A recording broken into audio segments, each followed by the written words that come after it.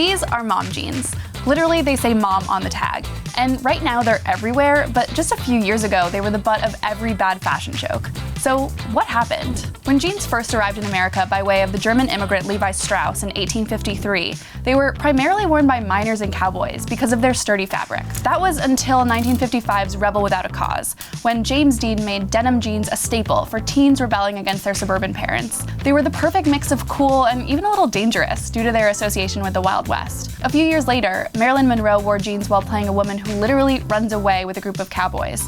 By this point, jeans were becoming just as popular for women as they'd been for men. Since most people throughout their lives tend to gravitate towards trends that were popular when they were teens and kids, thanks to baby boomers, jeans would remain the dominant pants for the next 50 years. Jeans truly started evolving in the 60s thanks to hippie culture. Hip-hugger bell-bottoms took off as a trend in large part because of celebrities. And by the 70s, they were everywhere, often with high waists, front pockets, and huge flares. But by the time punk bands like the Ramones blew up, denim was cut straighter, skinnier, and with way more holes. Punk rock predicted the peg-leg jeans that would be ubiquitous in the 80s and 90s. And these are the true predecessors of mom jeans. There's really no better time period that reflects their inherent dorkiness than the 90s. Light wash, high-waisted, straight-leg jeans were everywhere. And they certainly weren't limited to moms, or even to women.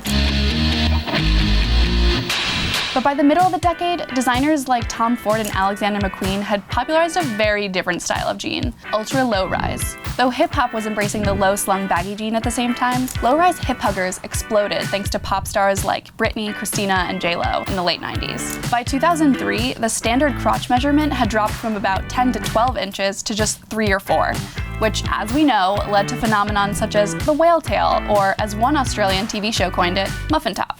And just as jean rises were at their absolute lowest, Tina Fey brought mom jeans to the world's attention in one of SNL's most memorable sketches ever. Mom jeans fit mom just the way she likes it. Give her something that says, I'm not a woman anymore, I'm a mom. The sketch perfectly illustrated the differences between the generations. It characterized baby boomers as ugly and prudish in their high-waisted light-wash jeans, while millennials were cool and sexy in their low-rise flares. Fear of the ugly mom jean persisted for the next decade, even while skinny jeans took over flares. But in 2013, the trend forecasting company K-Hole invented the term that would change fashion for the next 4 years.